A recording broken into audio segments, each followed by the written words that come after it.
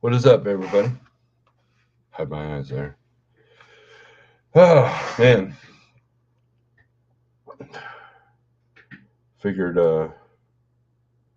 we would go live for a minute. Nothing too bad, nothing too long. That's what she said. All right.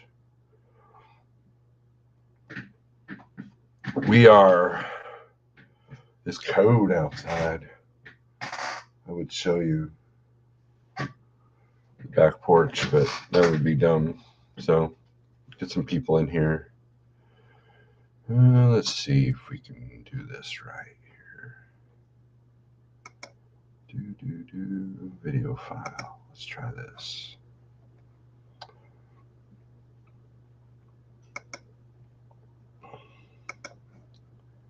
Open.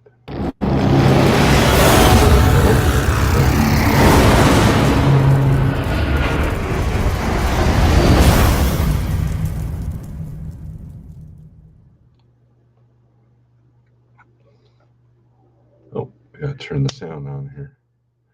Good morning. Is that showing up? Let's see.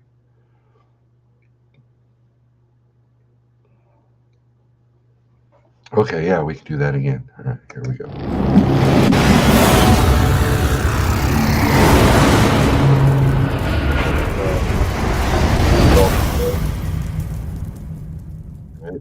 Oh, that did pop up. Cool. All right. There's your intro. Quick, straight to the point, lots of fire, cool metal logo. What else do you need? You know, these people that do like 30,000 minutes of intros. And now I noticed that the big YouTube pages, like the ones that like make a living, they'll actually do like 5-minute countdowns. Like, in other words, you get the notification that they're live, and then you go and you're looking at a clock that says 5 minutes or whatever, counting down. And at first I'm like, well, that's kind of dumb. But then I realized, no, if you have something to say, you don't want to just like get on stage, right, and start talking. You want people to kind of gather up and, you know, get in the room, so to speak. So get in the room, so to speak. Now I get it, right? Now I get it. I wanted to talk about one of the best tools that I use when looking at freight for myself and for my drivers. And I've turned this on to a couple other people who agree with me. We on 49 north from Shreveport into Arkansas to open. Man, yeah, it's bad everywhere, right?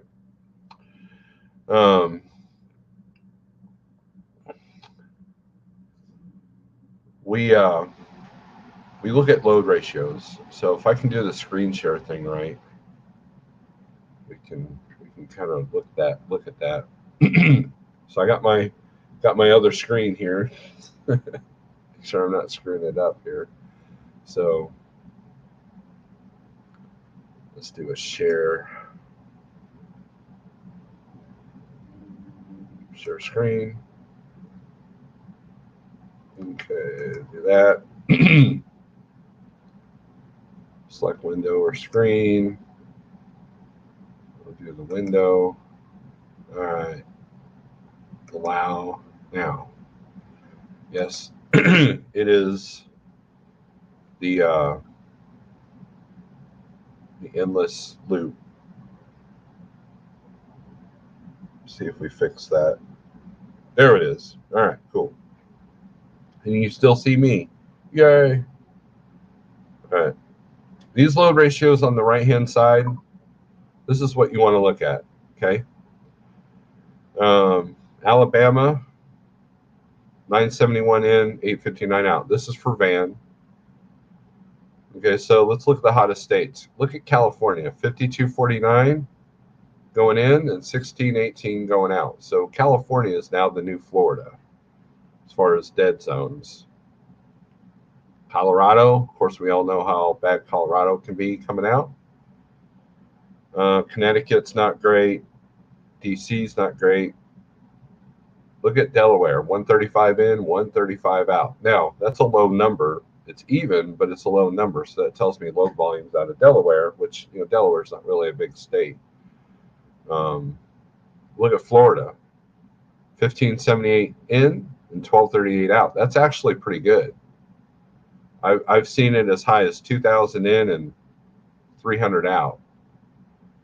So that's actually pretty good. The rate volumes in the Southeast or freight volumes in the Southeast are actually pretty good.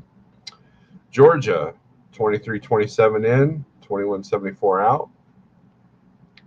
But these things will let you know if you're going to take a hit coming out of somewhere. Like Iowa, 1142 in, 1800 coming out. That's a good spot, right? Illinois, look at the Illinois, 4759 in, 5487 out. So Illinois is a hot spot. Indiana, same thing. Well, Indiana's a little bit uneven. 3970 in and 3644 out. Kansas is pretty even. Kentucky is a dead zone. Louisiana's a hot spot. Massachusetts is about even. Maryland is more out than in. Look at Maine. This surprised me. Maine is 141 in. It's 607 coming out. No one wants to go up there, I guess. Same thing with Michigan, 2947 in and 3224 out. Michigan's a good spot. So let's look at Missouri. Missouri is 2309 in and 2378 out. So what you would want to do, and Minnesota's not too bad either, 1071 in and 1550 coming out. And I'll get to the comments, guys, here in a minute. This isn't any fun if we're not interactive, right? So if you constantly want to make good money, let's say it was summertime, so we disregard all weather, you can find a lane between Michigan and, say, Missouri, always have a load, always get a good rate in both directions.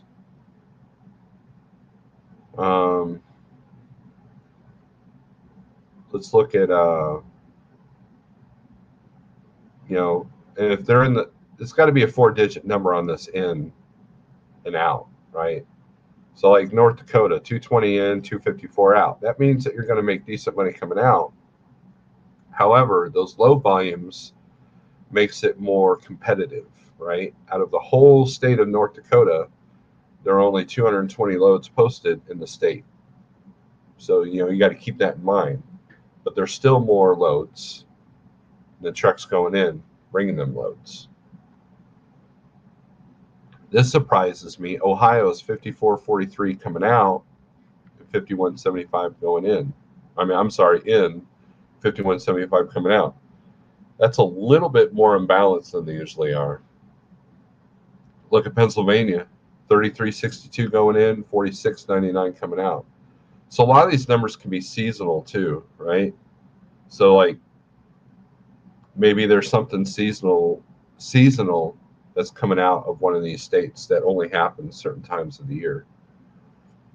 Look at South Dakota, 203 in and 380 out.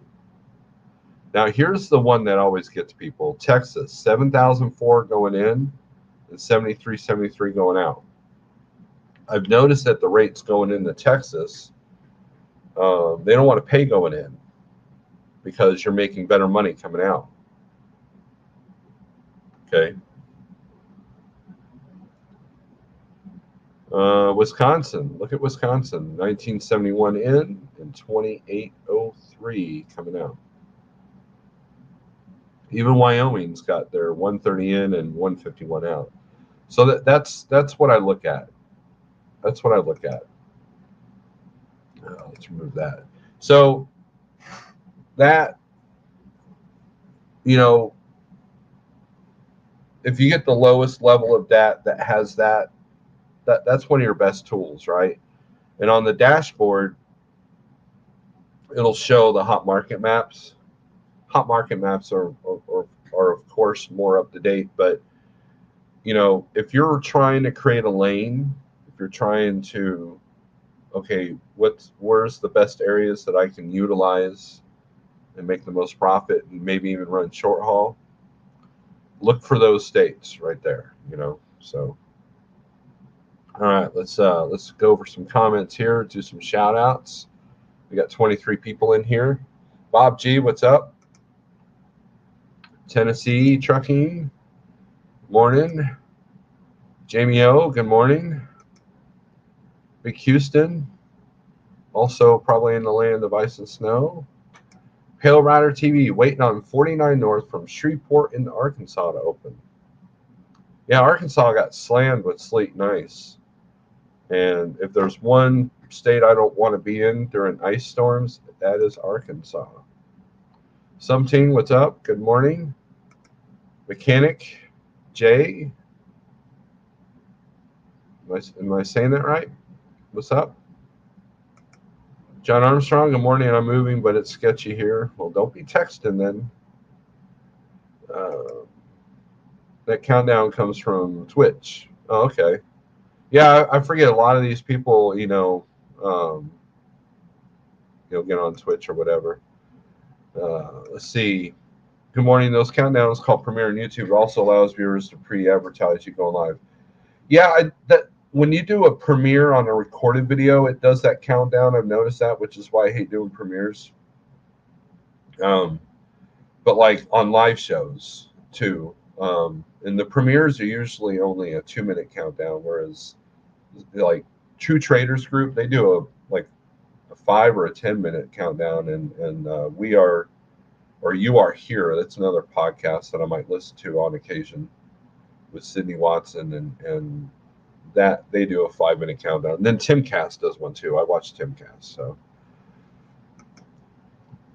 good morning, Jerome. How's it going? Desert Okie Pam. Good morning. Oh, let me fix something here. There we go. Oh, Cool Trucking. What's up, man? How are you doing? It might be seasonal. It might be for specific equipment like reefers. Yeah, mechanic. That was for van.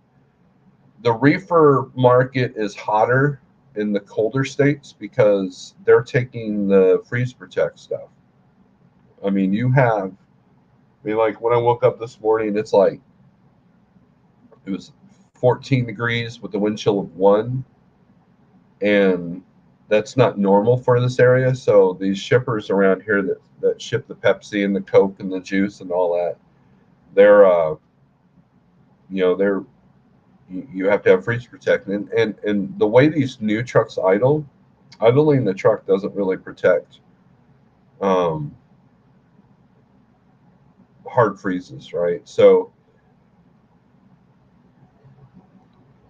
when it comes to soda, the Carbolicious, the higher the sugar content, I think the harder it is to freeze. And I've been told that soda will be okay down to 16 degrees. I don't know if I would trust that, but supposedly idling the truck. I remember when I was new, I was a greenhorn. I picked up a load of paint out of Pennsylvania, and no, it was Pennsylvania. I don't remember. And in the Qualcomm, the load assignment has said must protect from freezing.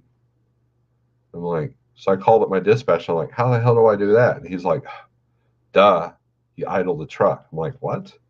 Yeah, the vibration keeps it from freezing. I'm like, oh, okay.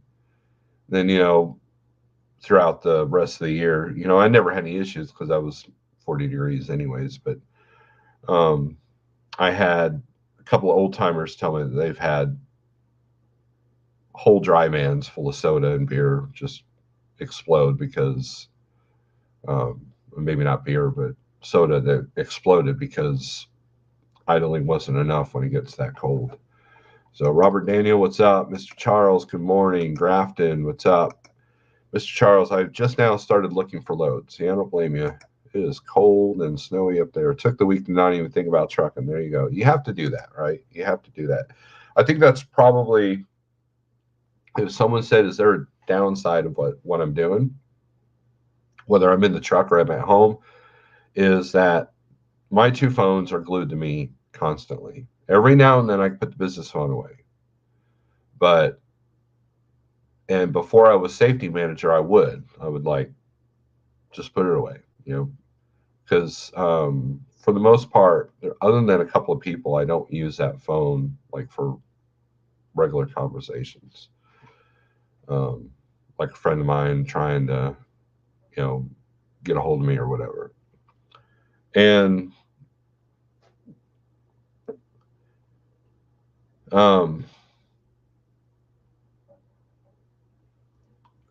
but that's it.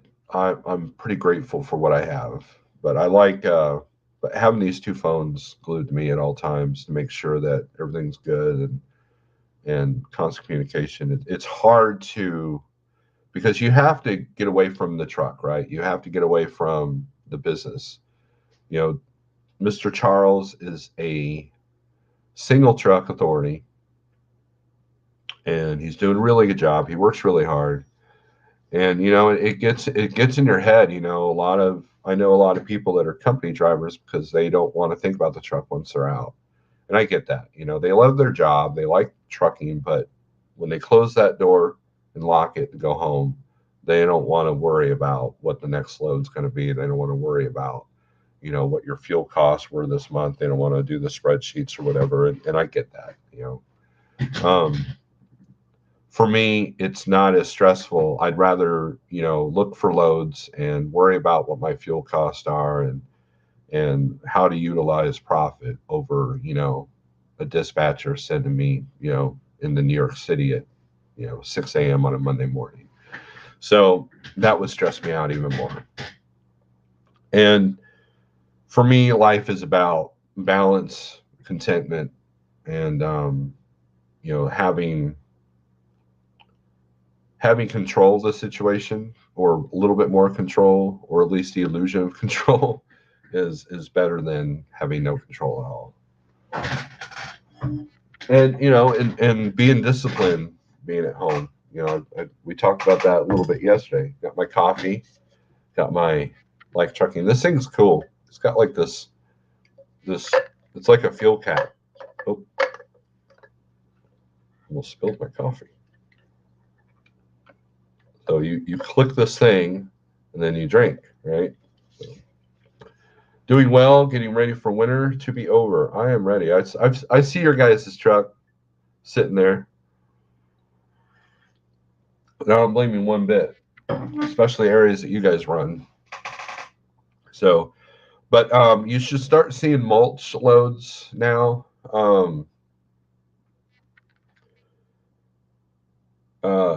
Four-wheelers, lawn equipment, you should start seeing that.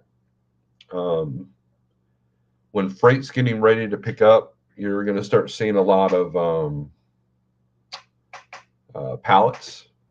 Pallets are profitable, man. I don't know about you, but I've never ever taken a cheap pallet load. Pallet loads are always, they're easy. And if you go to the right customers, they will sweep out your trailer for you. The downside of pallet places is that you really got to watch your tires. You got to do some really good pre-trips and post-trips to make sure that there's no nails. Have some really good tires. You don't want to go into a pallet place with bald tires. You don't want to be driving around with bald tires anyways. But, some of you Schneider guys, you know how the Schneider trailers can be. Other than that, I love pallet loads. They're easy. They're never overweight. Now they can tear up your trailer. I've got blue stripes. I did that video of inside my trailer. I got blue stripes all up and down the walls. you know, if equipment was reasonable, I would buy a piece of crap trailer. Wouldn't care about the roof. Wouldn't care about the as far as translucent or whatever. And I would try to get one of these customers over around here and do nothing but pallets for a while. So, a lot of seed loads, yes. Cool trucking, yes. I believe the first few loads that I pulled for the first 3 to 6 months, I entered the spot market in February. I started in the third week of February here at Like Trucking, and like 20 years ago. No, it was like 4 or 5 years ago. I guess we're coming up on the anniversary. If Jeff comes in here, he can tell me exactly how long I've been here, but I want to say it was 2018. But anyways, were seed loads. Seed loads were my first 3 months. I got seed out of here that went up to Kentucky or down to Kentucky, and then from Kentucky, I struggled to get out of Kentucky. I was coming out of the Evansville, Indiana area, and I struggled a little bit with that because most of the shippers in that area are afternoon. So what I had to learn was once I did the first seed load, I learned that I could spend the night on their lot. Nice and quiet, safe, no bathroom or anything, so you had to be careful of that. But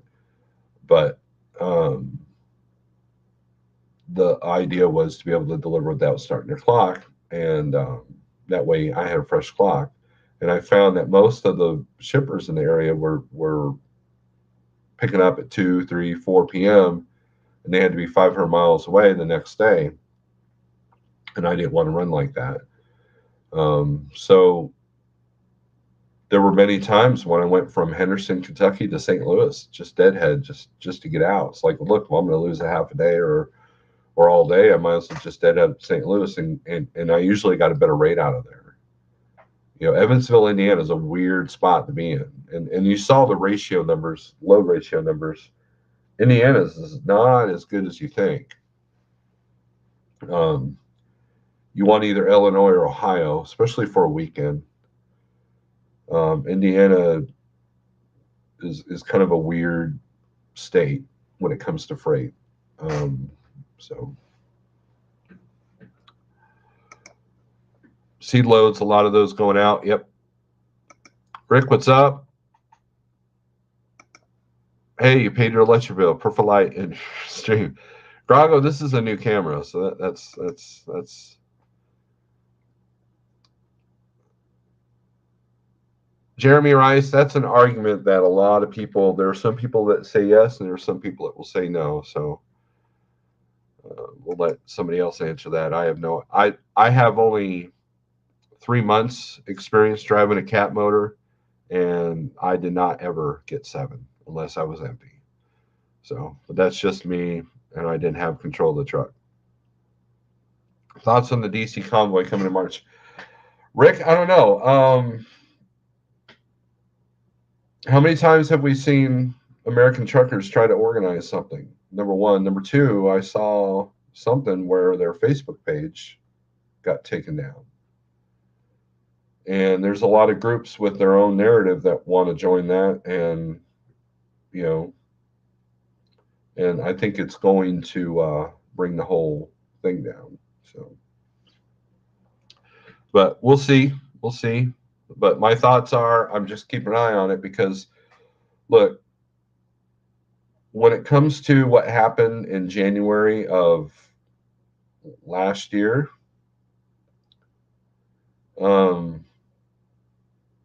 those people were lured there for a reason, right?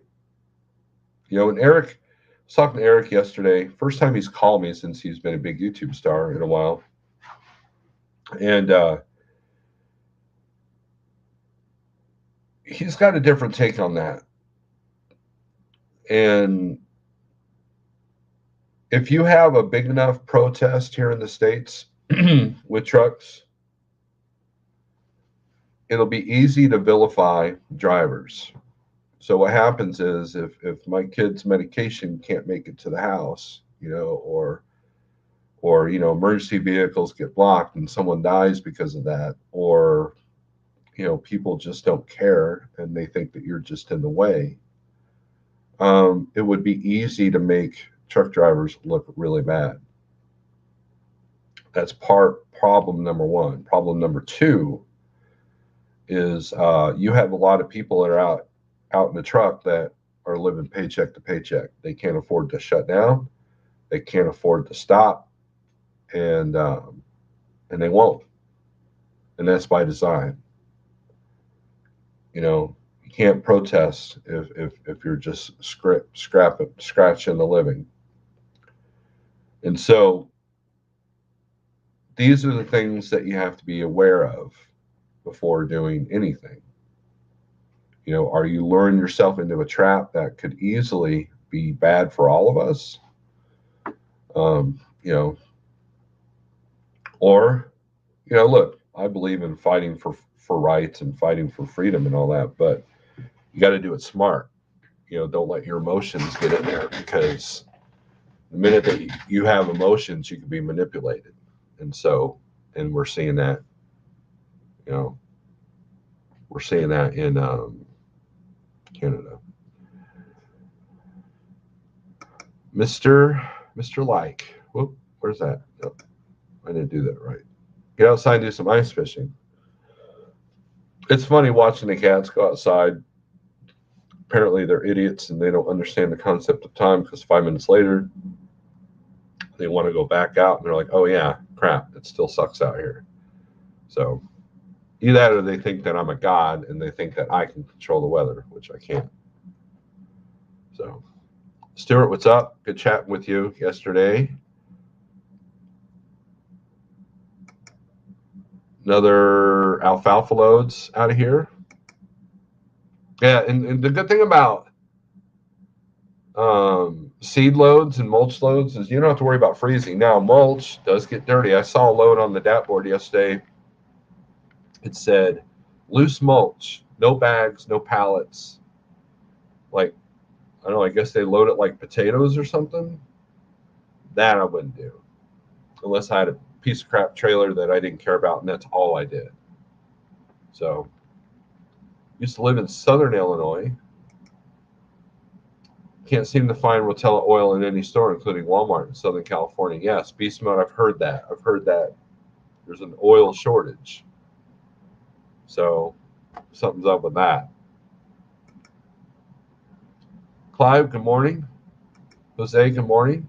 Another Florida guy who's sitting pretty right now.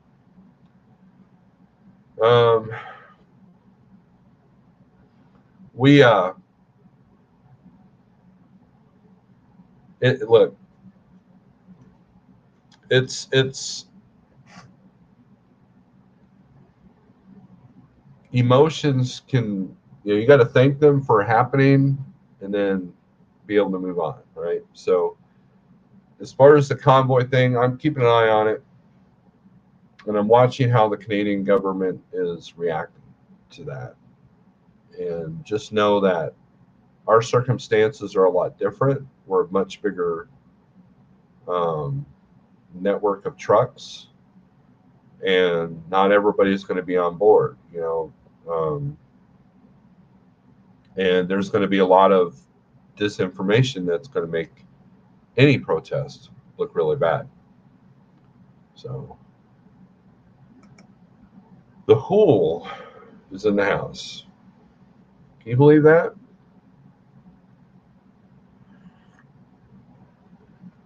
But we got a pretty easy day today. We've got one driver picking up, the other one's delivering, and we'll have to start looking for Monday loads pretty soon and start strategizing for that. So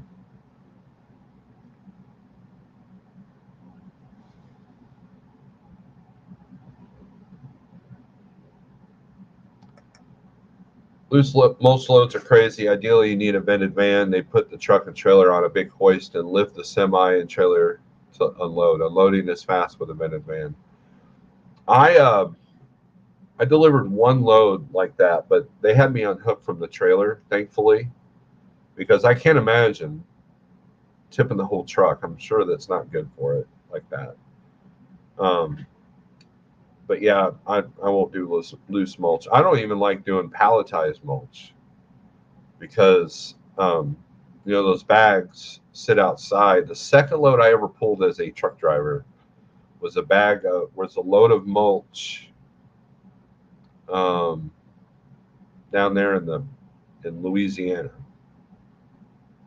and I didn't know I was green, and I didn't know that you should have gone in with full tanks of fuel, and I had about a quarter tank, and they maxed me out 79.9. It was, and half of that was water, I think. It was such a mess. And what's funny is I called my dispatcher and said, "Hey, don't send me on a food grade load after this." And what does he do? He sends me on a food grade load. So you have to be aware of those kind of things, and that's when I go to dispatch my own truck or any of my trucks. I kind of keep that in consideration. I tend to stay away from scrap metal, scrap paper. Now, scrap cardboard's not too bad, but again, they are stored outside usually, and they could be heavier. Well, there's only X amount of pallets on there. Yeah, but they've been sitting in the rain for the last 3 days. And what does cardboard do? It soaks up water. Water has weight. Little things like that. Having a trailer washout for a van, especially if it's not vented, that can cost you some time. And so I'm very aware of that. If you do in glass loads, you have to be careful too. There are glass bottles that I pull out of Oklahoma, Henrietta, and if things aren't right and you don't have an air ride trailer, you can open the trailer full of broken glass, and then once you get broken glass in the trailer, once it's embedded in that wood, it is hard to get out because there's a couple of sugar carbolicious shippers that will put a flashlight on your floor, make sure that there's no glass or metal shavings, and and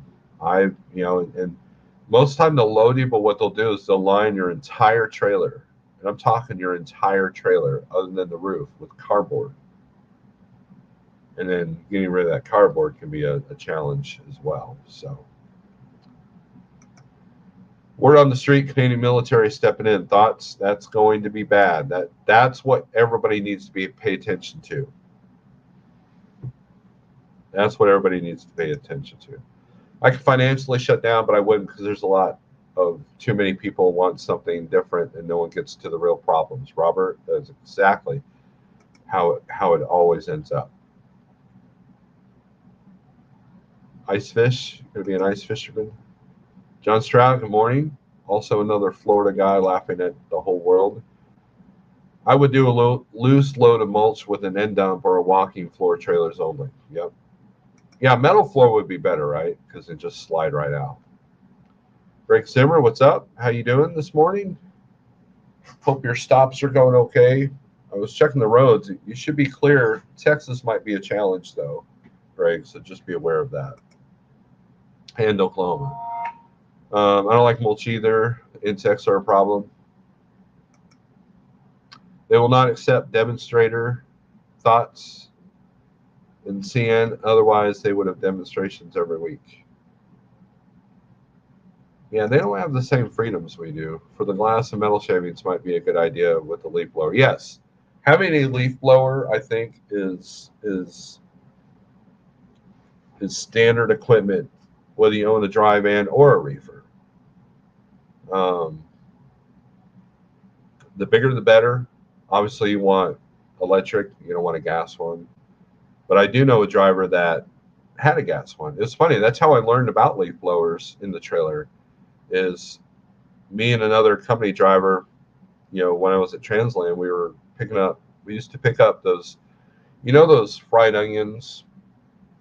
We used to pick those up, the bottles for them, because they make those here in Springfield. And I hear this noise out of the other trailer, and I go up. He's got a leaf blower, and I'm like, dude, that's a killer idea. And he had the gas one, right? He goes, yeah, man, I'll blow out your trailer. So he blows out my trailer, and so I decided to get an electric one. And my mom bought it for me for Christmas. So I got an electric one, or the battery powered one, I mean. And man, that was great. And one time I picked up a load of cereal out of Battle Creek, and the security guard actually got in and blows out your trailer. And then if you pick up tires in Lawton, Oklahoma, they will also throw people in there and use a leaf blower to blow out your trailer, make sure there's no nails or whatever. And it's, man, leaf blowers are the shiznit. So if you run a trailer, dry van especially, get a leaf blower. Get a good sized leaf blower that's electric. You can, one of them 80-watt, 100-watt inverters that you plug in your 12-volt will work on charging those, and they're great for inside your truck too. You can blow out all the dirt and mud and dust that gets into a truck from tracking it in. So, or they will line your plastic. Yep. Short video of chip truck hydraulic dumper. This would be interesting. Sitting on the front seat knows this guy. Yeah, I don't think they let you sit in the front though, do they? Truck with Diabetes, what's up? How you doing? Everybody check out Truck with Diabetes. He does some good health stuff. It's also Cash is King, so check out his other. Maximilian, what's up? Mr. Somewhere.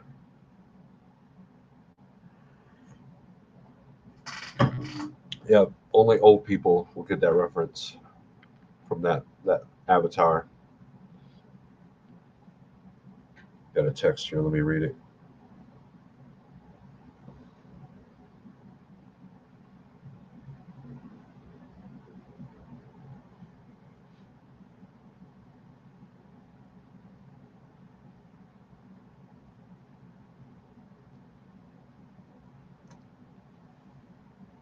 But Lugnut, what's up?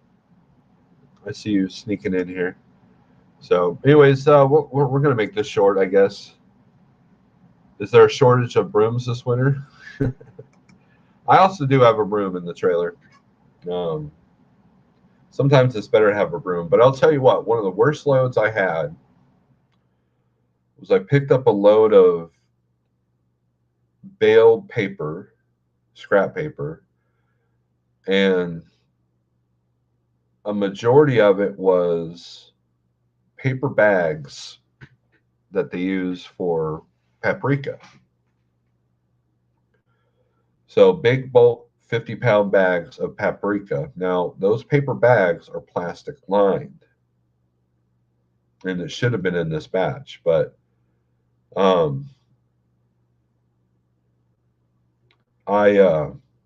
I get to Morrilton, Arkansas. They flip me the finger, and now I'm scrambling to find a place that will take the scrap paper. So I'm on the phone with my dispatcher, and they send me to Little Rock, and we found I want to say it was not a recycling place, but more of a dumpster place. They took it, and my trailer, I had to go to one of those little truck stops in Little Rock. And I'll tell you what, having that leaf blower, because all that paprika was inside the trailer, all of it, just, there had to have been about 10 pounds of that stuff. Because what happens is you cut. I've worked in food in a restaurant, right? So you slice the bag open, you dump it, and it doesn't empty all the way because of all the crevices or the paper folds or whatever, and you wrap it up and you throw it in the thing, right? And apparently that happened a lot with these bags. And if I had a broom, I'd probably still be there at that truck stop sweeping that out. Or I would have had to go get the wash out. But the leaf blower, put on a mask, leaf blower did the job, and we were good to go. So A broom would not have helped in that situation. EGO is a great blower. The high-powered one is great, but you must use a pure sine wave inverter or you will ruin the battery. The battery cost is staggering. I bet. Yeah, I bet, Mr. Wilson. How you doing, Thomas? Thank you for your membership. You're doing good, man. I hope you're doing good. I'd still need to have a phone conversation with you. Maybe that'll happen today. Scott, SRO, what's up? As I mentioned yesterday, Scott is going to start putting up videos. He's already put up a couple. And and speaking of which, Steve Berger put up a couple of videos. So he's getting active in the YouTubes. So go check out Mr. Berger's channel as well. Nothing witty. Good morning. You're at the hotel. That's a good spot to be at, Mr. Wilson. Especially in this weather. Because I know Indy got nailed a little bit. And there's Hull's English skills.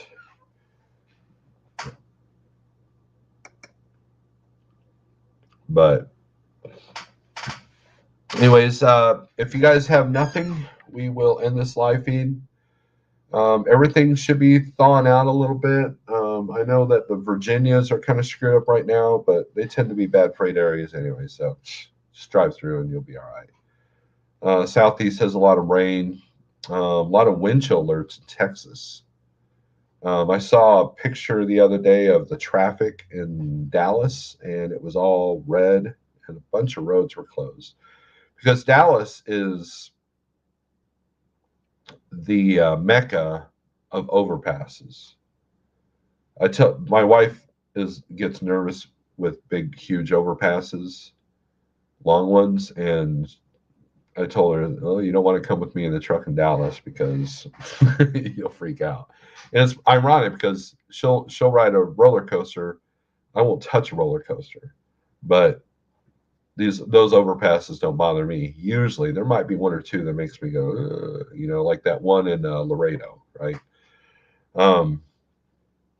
Getting on to 35, but the bad part about those overpasses is that when it freezes, they're the first to go. Well, if those overpasses are frozen and people are crashed on them, the entire city comes to a standstill. So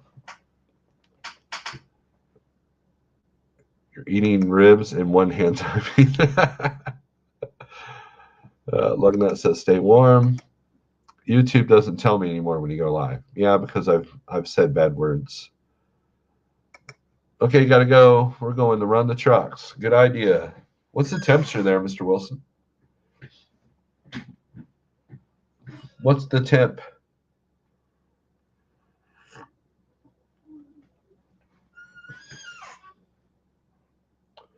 But I just did Hull. That sounded bad. Let me finish that sentence. I just did Hull. Looks like it's still on, but it's lying. Yeah, YouTube's funky. I know that. 18 and dropping. Yeah, we might get up to 30 today. I know right now. What is it right now?